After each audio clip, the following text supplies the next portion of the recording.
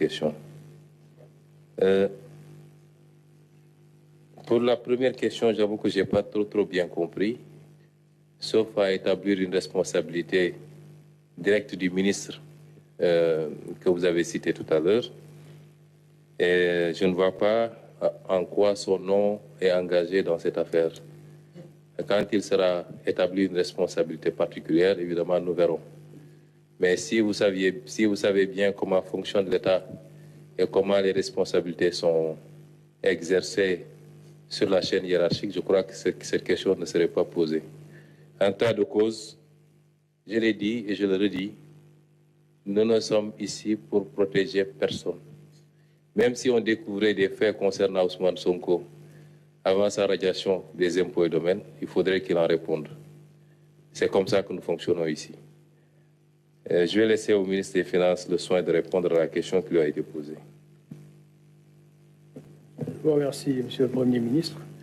En fait, la réponse à la question était déjà dans votre question, en ce sens que nous avons dit que le gouvernement va s'atteler à davantage mobiliser les ressources internes par la promotion d'un civisme fiscal et également une revue des dépenses publiques de telle sorte à avoir des dépenses de qualité. Une revue également des projets et programmes qui sont en cours, parce qu'il y a beaucoup de projets qui sont en cours qui en fait devraient être arrêtés parce qu'ils ne sont que source d'endettement. Et lorsque cet exercice en cours sera terminé, je pense que le déficit budgétaire qui donc est à l'origine de la dette pourra être réduit de façon significative. C'est la raison pour laquelle je disais tout à l'heure que la signature du Sénégal dépend d'une trajectoire, une trajectoire crédible. Donc un déficit budgétaire réduit et une trajectoire de réduction de la dette donc crédible nous assurera donc une signature que nos partenaires apprécieront. Donc la réponse à votre question, c'est que le déficit budgétaire sera réduit et la dette sera dans une trajectoire descendante. En termes de chiffres exacts, lorsqu'on aura fini de faire le travail dont je vous ai parlé, cette trajectoire vous sera présentée. Je vous remercie. Je vous remercie tous pour avoir participé à ce point de presse. Je présenterai mes excuses aux uns et aux autres, ceux qui voulaient poser des questions qui n'ont pas pu le faire, ceux dont les questions n'ont pas été suffisamment répondues. Ce n'est pas une volonté d'être discourtois de ma part, mais nous accordions beaucoup d'importance à ce point de presse pour que les Sénégalais comprennent. Et qu'est-ce qu'il faudrait comprendre de ce point de presse? C'est que,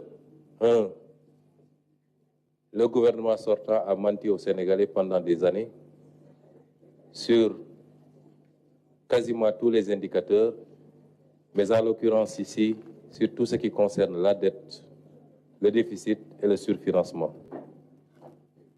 Que le gouvernement sortant a traficoté, a manipulé les écritures publiques pour pouvoir faire passer cela et continuer à être attractif auprès des partenaires et des bailleurs. C'est des faits extrêmement graves.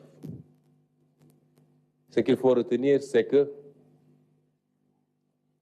malgré tout, une bonne partie des ressources issues de ces manipulations n'a pas été orientée vers sa destination. Et que dans les jours à venir, et c'est pourquoi certaines des questions qui ont été posées ici seront répondues très amplement, dans les jours à venir, vous aurez régulièrement à faire face à des membres du gouvernement, ministres, directeurs généraux, au ministère de la Justice sur les questions qui relèvent de lui, pour vous éclairer par rapport au traitement d'un certain nombre de choses et par rapport à ce qu'on a découvert. Au moment où je vous parle, il y a plusieurs dizaines d'audits qui sont en cours de la part de l'inspection générale d'État et de la Cour des comptes, de l'inspection des finances également, et même les audits internes qui sont lancés. Beaucoup de choses à mi-étape pour certains. Ce qui est découvert est particulièrement préoccupant. Et le moment venu, vous serez édifiés.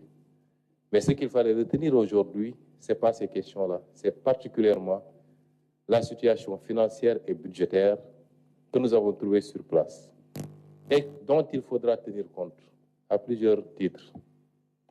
D'abord pour la construction du référentiel, parce qu'il faut une situation de référence. Nous étions en train de partir sur un déficit de 4,9.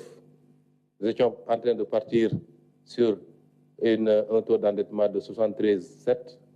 Et nous nous rendons compte que nous avons 10 de déficit et 83,7 de dette. Évidemment, la conception du référentiel doit prendre en considération ces aspects-là. Il faut en tenir compte dans les efforts que nous devrions produire tous tant que nous sommes, tous les Sénégalais, pour remonter la pente.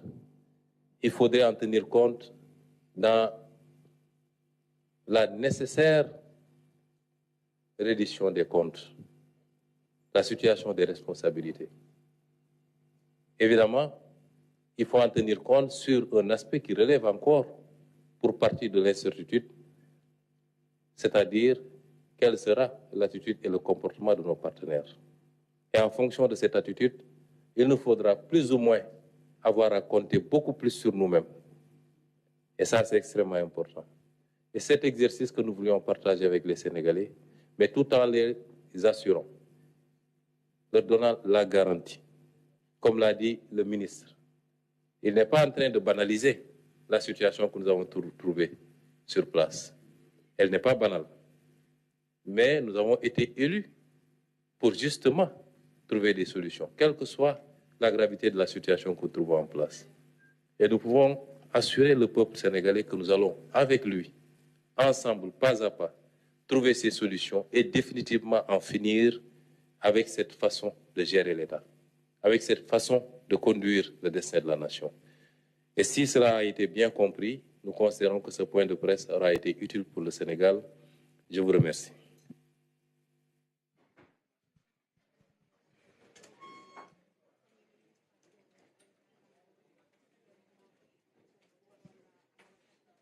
Oui, nous sommes en direct maintenant avec